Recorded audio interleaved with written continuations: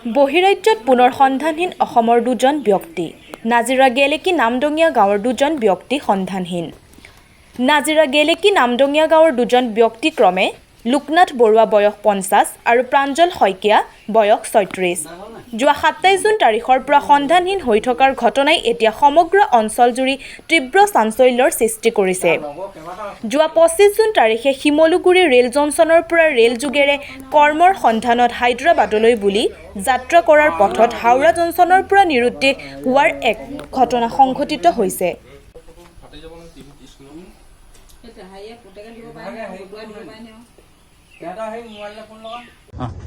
মোৰ মানুহজন প্ৰাঞ্জল শইকীয়া হায়দৰাবাদত কাম কৰিব গৈছিলে।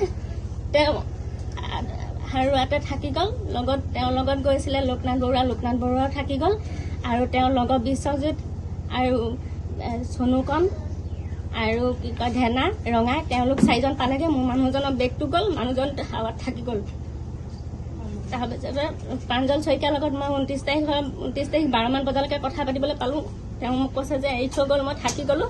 লোকনাথ বৰুৱা ক'ত নামিলে প্ৰাঞ্জল শইকীয়াই গম নাপায়, কিন্তু বাকীকেইজনে কৈছে লোকনাথ বৰুৱা আছিলে, কথা পাতি আছিলে, লগ পাই আছিলোঁ। এজনে কৈছে নাই পোৱা। যোৱা 25 তাৰিখে শিমলুগুৰিৰ পৰা উঠিছিলে ট্ৰেইনত। ৰাতিপুৱা বৃহস্পতিবাৰে 5মান বজাত ফোন কৰিছে গুৱাহাটী পালোহি বুলি। গুৱাহাটীৰ পৰা 8-9 বজাত উঠিম বুলি টিকেট কৰিম বুলি ফোন কৰিছিলে। এতিয়া আজিলৈকে তেওঁ 10 দিন হ'ল আজি যোগাযোগ নাই, ফোন চুইচ অফ। পুলিচক খবৰ দিছিলোঁ। পুলিচে ইনফৰমেশ্যন পঠিয়াইছোঁ কৈছে অসমৰ বাহিৰত হেৰাইছে তেওঁলোক, অসমৰ বাহিৰলৈ ইনফৰমেশ্যন পঠিয়াইছোঁ কৈছে। একো ইনফৰমেশ্যনৰ উত্তৰ একো পোৱা নাই বুলি কৈছে। গেলেকী আৰক্ষী থানাত দিছিলোঁ। এতিয়া মোবাইলৰ লাষ্ট লোকেশ্যনটো বিচাৰি দিবলৈ ক'লেতো তেওঁলোকে মোবাইলৰ লাষ্ট লোকেশ্যন দুটাও উলিয়াব পৰা নাই বুলি মোক কৈছে। কেইজন গৈছিলে? মোৰ 6জন গৈছিলে। 6জনৰ 4জন পালেগে। লোকনাথ বৰুৱা আৰু প্ৰাঞ্জল শইকীয়া 2জন মাত্ৰ পোৱাগে নাই আজিলৈকে। মানুহজন একেখন গাঁৱৰে নে? একেখন গাঁৱে, মহাভাগিন 2জন। বাকী গোটেইকেইজন যোৱাকেইজন চব এখন গাঁৱৰে নেকি? ওচৰা-ওচৰি গাঁও, দোলাকাষৰীয়া। তেওঁলোকে কি কৰে এতিয়া? যিকেইজন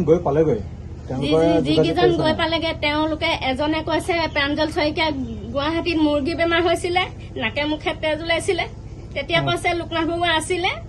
তাৰপৰা এজনে কৈছে যে সি ক'ত নামি দিলে আমি ক'ব নোৱাৰো, আৰু এজনে কৈছে যে সি নিজেহে নুহুঠিলে গাড়ীত।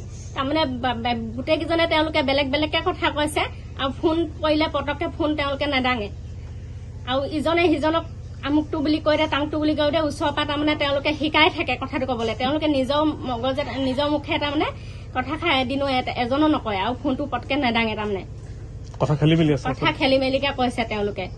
কি বুলি সন্দেহ কৰিছে আপোনালোকে এতিয়া? মই ভাবো তেওঁলোকে যদি মোৰ মানুহজনৰ যদি মুৰ্গী বেমাৰ হৈছিলে, নাকে মুখে তেজ ওলাইছিলে, তেওঁলোকে কি কাৰণে এৰি থৈ গ'ল। আৰু লোকনাথ বৰুৱাক এবাৰ কৈছে লোকনাথ বৰুৱাই হাৰুৱাত নুঠিলে, হাৰুৱাত মানুহ হেমাগেমাত থাকি গ'ল, উঠিব নোৱাৰিলে যদি লগত যোৱা মানুহজনক তেওঁলোকে টানি আজৰি তুলি কেলে লৈ নগ'ল। মই সেইকাৰণে ভাবিছো তেওঁলোকে কিবা এটা চাল খেলিছে মোৰ মানুহ দুজনক। আমাৰ তেওঁলোকে কিবা এটা কৰি এৰি থৈ গৈছে। মোক বিচাৰি দিব লাগে সোনকালে মানুহ দুজনক, য'তে আছে মোক আমি খবৰ এটা পালেও নিজে লৈ আহিমগে লাগে। ক'ত আছে মোক সেইটোকে বিচাৰ কৰি দিব লাগে। কিহৰ কাৰণে গৈছিলে তেওঁলোক? কাম কৰিবৰ বাবে গৈছিলে হায়দৰাবাদলৈ।